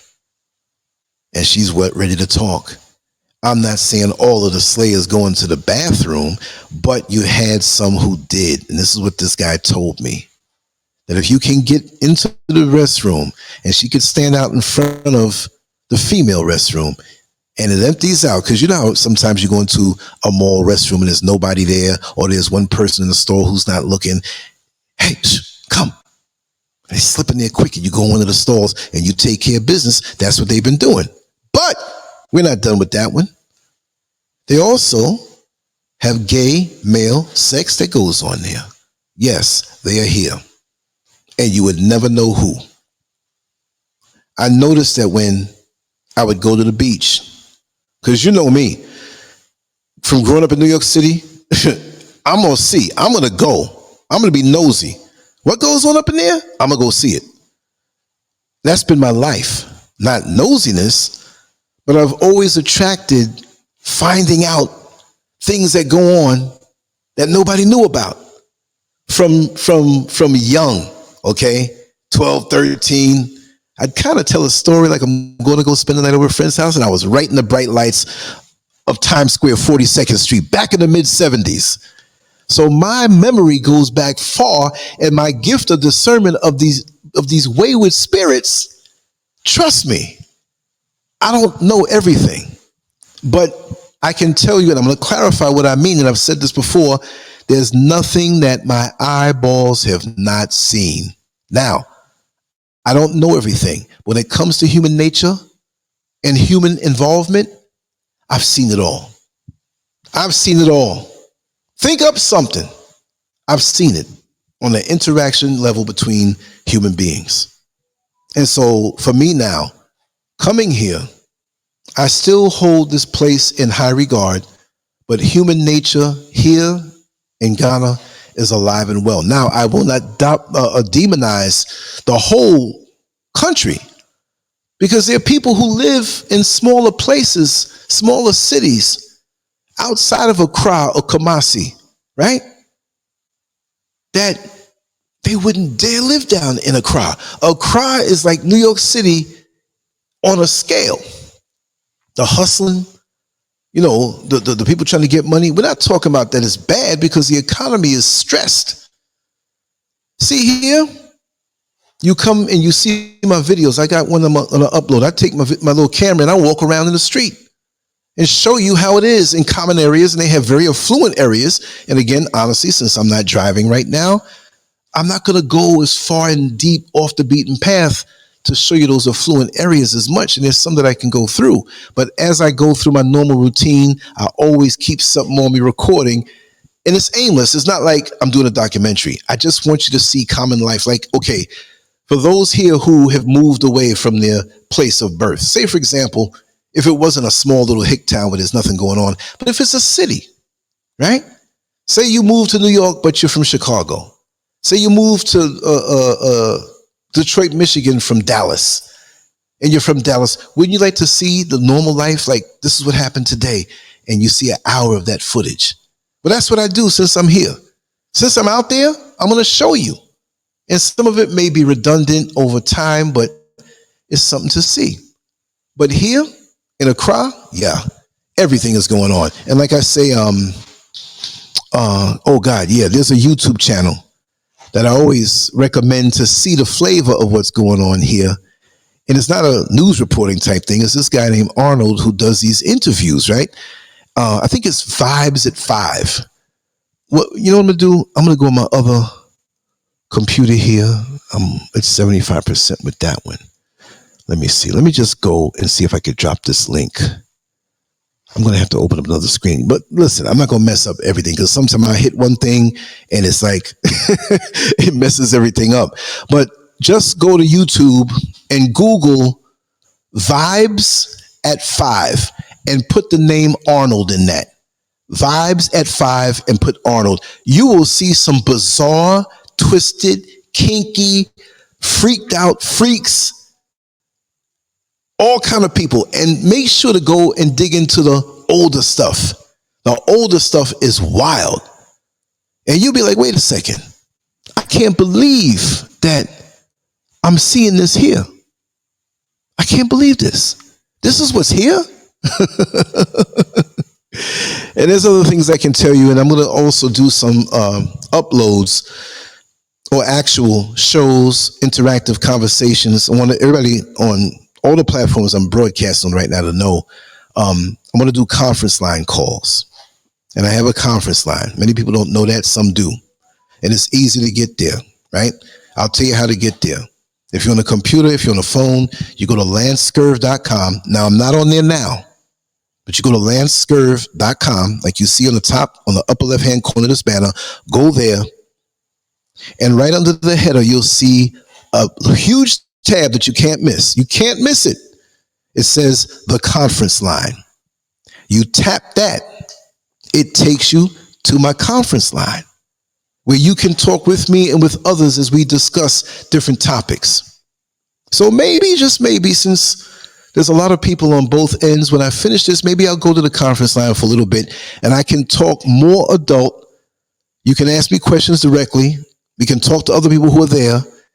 We have a good old time over there because there's no restrictions, because you see, with artificial intelligence monitoring everything that we say now, they can catch certain words and flag this video and knock it off.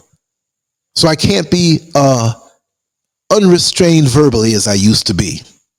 But on my conference line, I can do that, and I will upload it to my Patreon page and sometimes other platforms that we have on the podcast level, which I'll flash that across here too, because we're all over the place. Do I have it? No, I didn't upload it. I'm so sorry about that, but I'll flash that toward the end. So there's things that I want to talk about that is like so deep and so adult, but I gotta be careful because, you know, out here they're trying to, especially me, I'm the bad boy out here. I'm the renegade. You know, I talk about things, but they're flagging me from stuff I did 8, 9, 10 years ago. And just think, I didn't come out here on YouTube to be a talking head. I was trying to promote my artwork and my writing, and you'll see that stuff on LANCESCURV.com. And I came out here and people liked it, and it kept on going and going and going and going. So here I am. But I'm the quiet guy. But people wouldn't believe that. I like to sit down and draw and write hours and hours, nice and quiet. But this part of my personality came out, and I realized, I say, hey, you know what? Who am I to not share the experiences that I've had, since people like to hear it? My close friends in the inner circle know that side of my personality. I was never shy. Oh, no, I'm never shy. But I said, okay, we'll share it. But I love these types of conversations. I love to speak about human nature. I love that type of exchange. And again, if anybody wants to come on in, I want to share this link one more time. No one did, and it's not mandatory. It's okay if you didn't. But I always give the opportunity. And if you're on Instagram, feel free to come on to LANCESCURV on YouTube, where that link is, and you can hit it, and you can come on in if you want to. Let me just see some of these comments. Oh yeah, Robin England, yes. Yeah, sex in the bathroom in New York has been going on. Yeah, that's not, you're right. Let's not go there, but it's there. Kim Williams says, that is so nasty in the dirty bathroom. Jesus help us. Yeah, you're Robin. Sex sells globally. Yeah. And you would not believe, right now as we speak, out here in Accra, it's 6:43 in the evening, and the prostitutes are already on Oxford Street in Osu. But how do I know that? Are you out there trying to pick up prostitutes? No, that is one of the tourist areas where there's a condensed amount of restaurants, clubs, hotels where the tourists are. And there's 1 or 2 particular blocks, you know, and I remember New York City from the late 70s. I used to go out in the Times Square and hang out with my friends.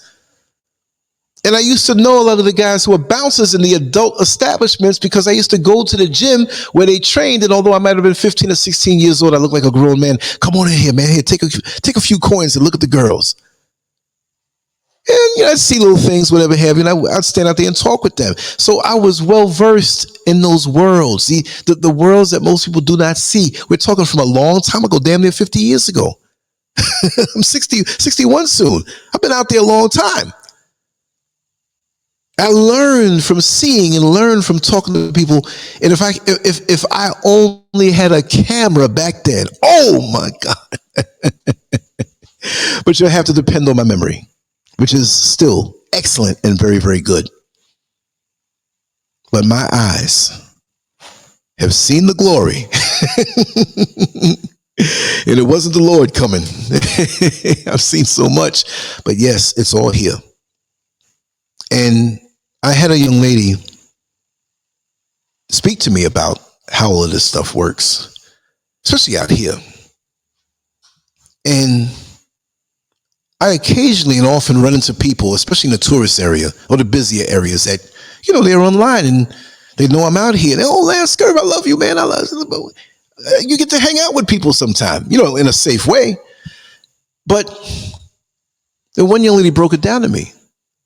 She had a few of her friends with her, and she said, hey, come sit down and eat with us, whatever. I said, okay, no problem. They were too shy to get on camera because I think a few of them lied on, you know, Not that the boyfriends, they were going out having a girls' night. But she's like, yeah, you see the prostitutes over there? They're not from Ghana. Some are, but they are not. We listen to the language and we know these are from Nigeria. You have a lot of Nigerian prostitutes that leave from over there to come over here to do it. And you have a lot of Ghanaian women who leave to go to other countries to prostitute because of the religious tension, the religious culture that here, the religion is so like a cloud. I'm not saying bad or anything, but we know what that's all about. But some of these people are not going to do anything that looks any kind of way, but behind closed doors is on and popping. That's why I say go to Vibes at 5. Arnold, put that, and it will pull up the channel. And he doesn't know who I am, but just say, hey, LANCESCURV, another YouTuber sent me here. Know what I mean? Maybe he'll interview me and I'll go over there and talk with him a little bit. You know what I mean? But it's whenever you have a society, and this is something that I've learned, whenever you have a society that is so repressed, I'm not saying the societies like the West, and I always speak about New York City because that's the place where I was born and raised into manhood and beyond. But there's no repression there, right? There's not that. You can do whatever the heck you want to do. So it's out in the open. But here is like a pressure cooker. And the pressure cooker that everything is contained in is called religion. And you are expected to be a certain way. So when you have carnal, wayward desires, it's more explosive. See? So that makes me a target. They know I'm an American. And the overall thing here is that, oh, you're from America, so you have lots of money. I wish that was the case. I'm a blue-collar dude who made some proper moves. But I'm not a wealthy man. So you're in the supermarket. You're in the market walking down the streets.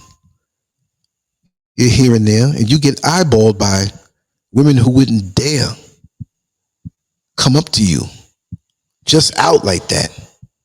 But on the low, they're letting you know what time it is. And it's not because I'm such a great guy.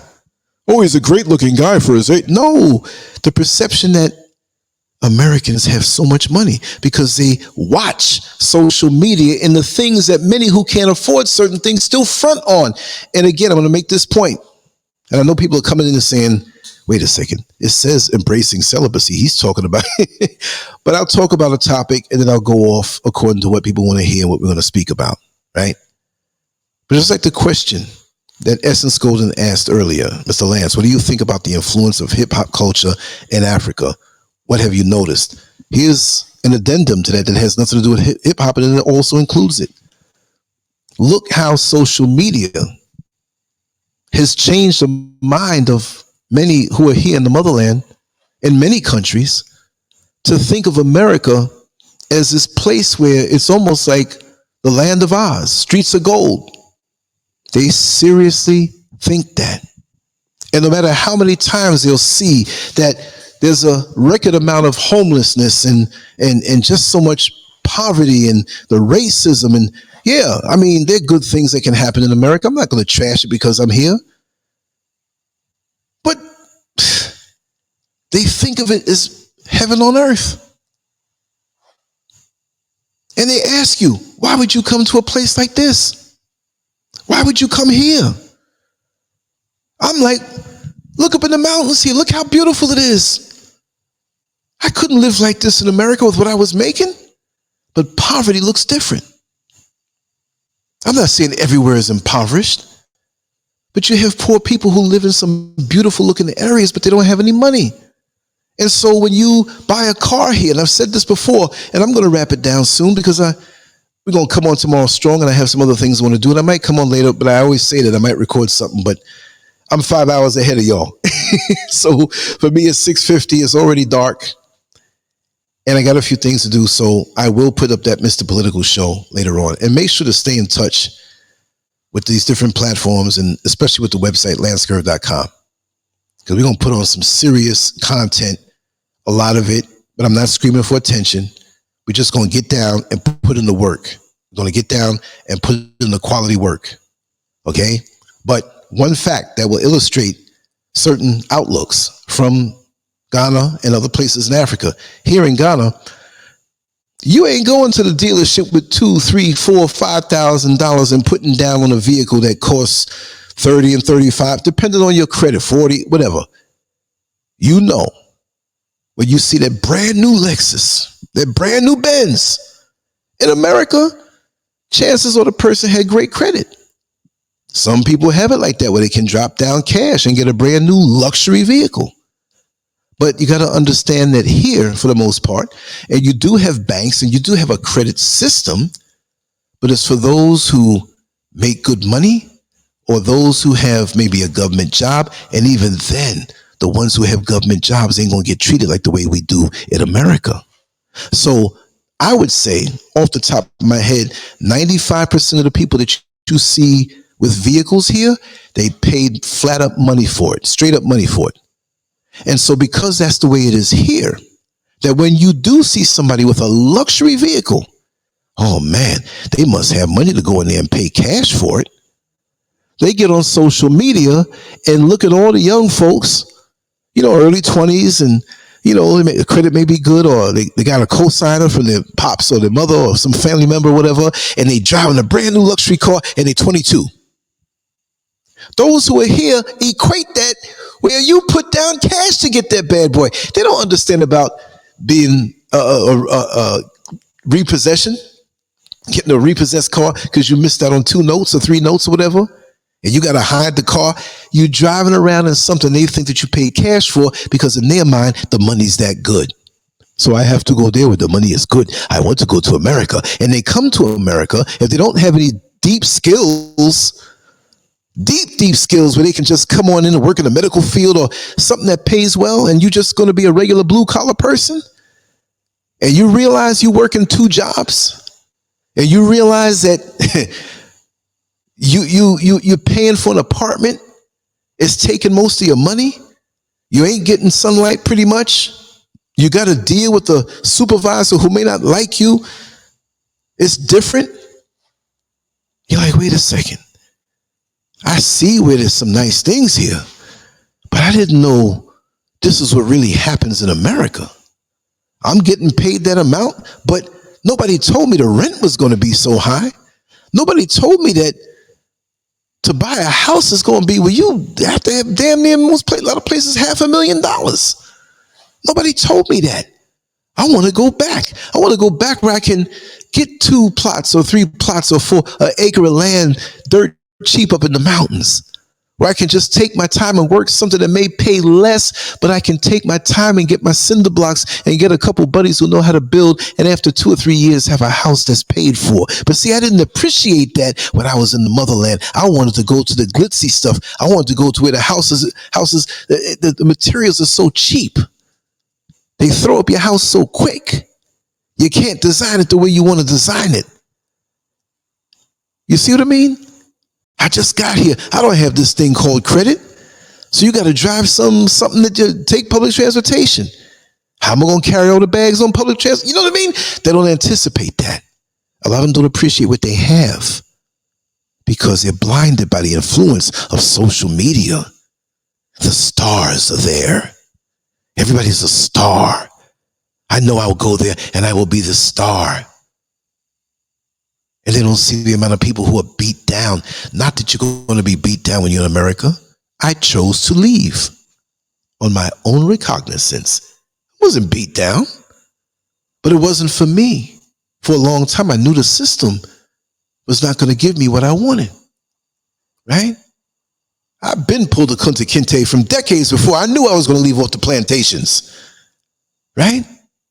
But I was already acclimated to that because my joy is within myself.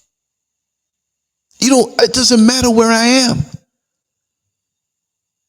Up in the mountains, nobody's around me really. I'm isolated.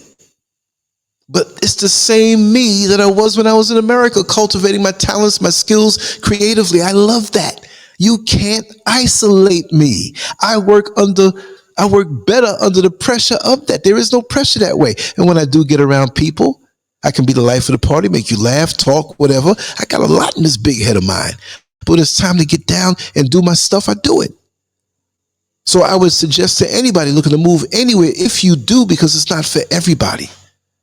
Understand who you are. Understand how you will react with that atmosphere. There's some things I want to talk about that I will not talk about on YouTube publicly. It'll be on the conference line. And I'll answer every single question raw. There's good and bad everywhere. There's good and bad here in Ghana. But when I compared and looked at it, I said, this is way better. This fits me better. If I had a shoe store and only the smallest size was size 12 and up to size 20 something, a big basketball player's foot, but there's nothing but elementary schools and kindergartens, just daycares around me, I'm not going to make no sales. But if a whole basketball team rolls up through there, that's perfect for them. Oh, I got a size 17 here. This will fit me just fine. Hey, I'm doing good. So you have to know where you can acclimate to, what kind of dream you have, what kind of life projection you have. I'm just on the other side of the water from where most of you are right now. There's some from the UK here, but most are from America and beyond. I look at it just as a couple of hours away. If you're in New York City and you get up at 6 o'clock in the morning, let's just say you work a 9 to 5, and you get up 6 o'clock in the morning. You want to get there at 9, so you get up, you do a few things in the house. You might have kids to get ready to go to school or whatever. You eat, get something to eat in the time of your commute, in the time to get there early on time enough. Boom, you punch in at 9. You get out at 5. You go to the supermarket. You get home. Say you get home at 6:30, quarter to 7. Well, guess what? When you wake up, if I'm boarding my flight to come from Ghana to New York, depending on how the wind goes, because I believe coming here, if it's a straight shot, going back might be 11 hours, but coming here might be 9 if it's a straight shot. It all depends on, because last time when I came here for good in 2020, we had to go to Amsterdam. It was a 4-hour layover, and then we came to a cross. We had to go way the hell up and way up there to come, So it was like a 24-hour flight the way it was. All these layovers, Orlando to Atlanta to Amsterdam, hours. I signed some autographs in Amsterdam in the airport. That was cool. Took some selfies. I'm like, man, the internet's a powerful thing. But that's part of the experience. But when we really learn culture, we can't just look at it through somebody else's eyes or what they project. We got to get down to the nitty gritty. And I've been finding out some things out here, and I can tell it, and I want to do it in the proper way. The good, the bad, and the ugly. But I'll always be transparent with you, and we'll have some fun. I want to wrap this down. Brother man's getting hungry. Exactly, Robert England. They don't deal with credit. Exactly. I love taking the questions and stuff. Maybe I missed a few, but of course, I might just do an open call type thing, or just a question and answer kind of thing. Not that I know everything, but whatever I'm around, whatever I do know, I'm open to talk about. So that's what I'm into. But I want to thank everybody for coming on through. I'm going to sign off, and I'll be back tomorrow for sure. Tonight's a toss-up, because we eat a little food, we get that dose of the itis. I'm not going to say the full word, but I will be working on things. And like I said, make sure to keep in contact through LANCESCURV.com, that if I'm ever knocked off from these platforms that are controlled by the people that Kanye West had a problem with, because they don't like me either, the cross threads are on me. We're just looking for one excuse to get rid of Lance, whatnot, and I'm not going to give it to them, But if that does happen, it's not the end of the world, because if you Google the name, it's all over the place, and that's how we get down. We've been out here since 2001, not on YouTube, because YouTube wasn't around when I came out. YouTube came around 4 years after me. I didn't even pay it no mind. But it's about the work. So go check out my artwork. Go check out my writing. Go check out some of the older videos and stuff, and leave some comments and sign up for the things that you can sign up there for. So I'm looking forward to that. But we will be putting in the work, and I really appreciate you all for being here. Just want to say much love. LANCESCURV signing out, and we will be back. I'm open for suggestions. Lance@lancescurv.com. You can always reach me there. I have several email accounts, but that one is the one that I check first, and you'll always get through to me there. The contact information below is there. Also join the WhatsApp channel. I post everything up as far as shows that I'm going to do, unless it's something at the last minute. And the WhatsApp channel is completely anonymous. There's no interaction between those who join it. It's just for you to see what I post in a safe way, anonymous way, because, you know, we got stalkers out here, so nobody's going to bother you. I'll see you, but I'm not a stalker. Anyway, much love to you all. I'll talk to you all later on. I hope you enjoyed the conversation. We'll be coming back tomorrow with more for sure. And look for the Mr. Political several hours from now. I'll be posting it up when it finally uploads it away, because my internet is dragging like a pregnant snail. So I'll talk to you later on. Much love. Peace. I'm out.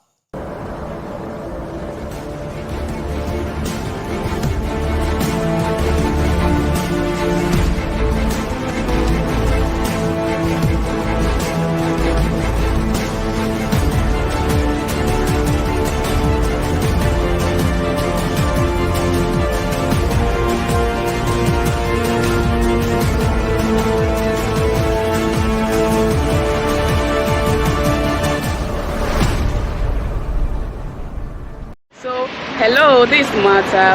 Actually, today I got to meet my friend Lance. Yes, I got to meet my friend Lance. This is my first time meeting him in person, and he's a very kind man, seriously. I do talk with him on phone, on WhatsApp, but I've never got to meet him. But today, he's just extraordinary. He's very, anything you want to know about life, anything you want to know about just him, anything you want to know about life, please. YouTube, Telegram, Instagram, Twitter, all the social media channels, you got to find him there. He's very inspiring. He's very positive. If you want anything positive about life, please subscribe to LANCESCURV. And then every day you got to see different videos, different talks, different topics about life. See you. Make sure to go to LANCESCURV.com.